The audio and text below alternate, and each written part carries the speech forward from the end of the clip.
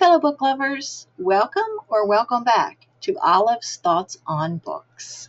Today I am super excited to bring my thoughts on the book Horse by Geraldine Brooks.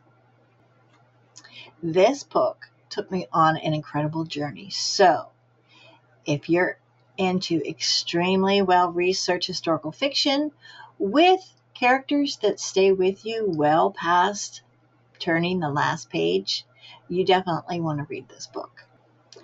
So let's take a deep dive into a novel that skillfully delves into the currents of time and history. So this novel unfolds across three different timelines: the antebellum period, the 1950s, and then 2019.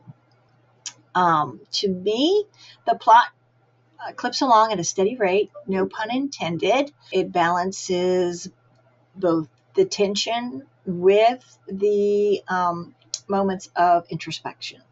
What I really liked about the book is that Geraldine Brooks' vivid descriptions of both the settings and the characters instantly transported me in my mind's eye into the story. Which is how I read books. I can see it as a movie in my head. And so her descriptions were just on point. The character development was amazing. I really enjoyed this book. I really suggest that you read it. But let's continue on. So what are the themes? The overreaching themes in this novel are obviously slavery versus freedom, temperance versus greed, equality versus inequality. What else? Poverty versus wealth. So, what are my thoughts on this book? I hate to admit it, but this book challenged me in ways that I didn't think I needed to be challenged. It forced me to examine perspectives that I had not considered or I had outright dismissed. But isn't that what books are for? To shed light on long-held or mistakenly held ideas or beliefs that might be not exposed otherwise? Comment below if you agree or disagree that the role of books is to challenge us, not just entertain us. But please don't be put off by this. This is not a dark book by any means. Of course, there were moments where I became extremely angry and also moments where I cried, but in the best way possible. Would I recommend this book to a friend? Of course. Anybody who would enjoy historical fiction or just likes a really well done story is going to love this book. Now, hang in there, stay with me to the end, and I will reveal the prompt that I'm using for the 2024 Book Club Challenge. Now let me give you the 411 on the characters and some high-level plot developments. Okay, so first, Geraldine Brooks introduces us to the two characters that are going to span across all three timelines. The first one is Lexington, who is the horse who is broadly recognized as the finest and fastest racehorse of his time. The other character is the legacy of slavery and the ongoing pursuit of racial justice.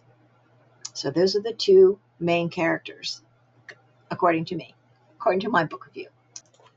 So the main characters in the antebellum timeline are Jarrett, who is the enslaved groom who forms a really deep, trusting bond with the bay foal Lexington. He is a man of few words for good reason, but he has a very rich internal dialogue.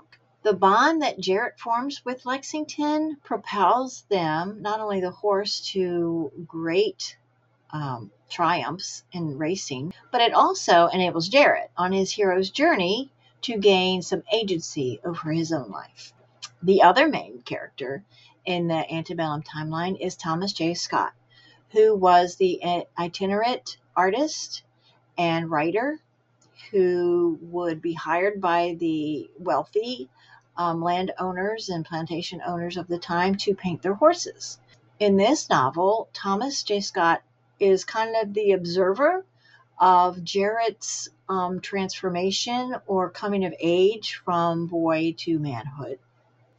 So the characters in the 2019 timeline would be Theo, who is pursuing a PhD in art history. He has a Nigerian mother and an American father who was predominantly raised abroad, not in the US.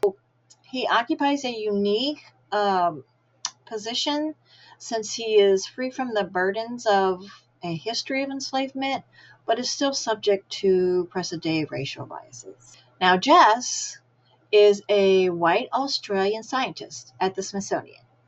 Her obsession with bones at an early age really worried her mom, and, understandably. However, she became a conservator and bone articulation specialist. So during the 2019 timeline, Jess and Theo's relationship is pretty complicated, but because they have a lot of similarities and backgrounds, they do the best to make it work.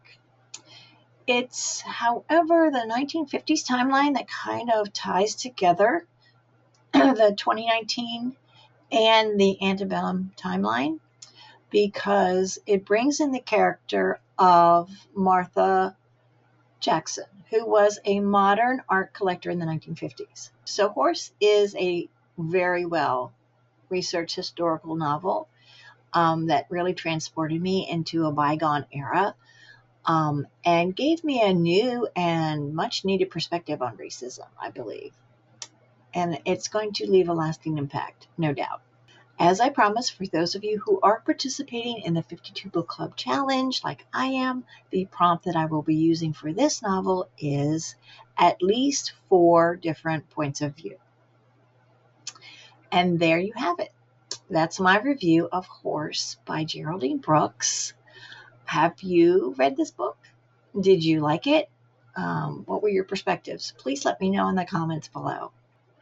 If you learned something or enjoyed my review, please give it a thumbs up and subscribe so that you can continue to get more bookish content from me, and hit the bell so that you don't miss any more of my reviews. Until next time, happy reading!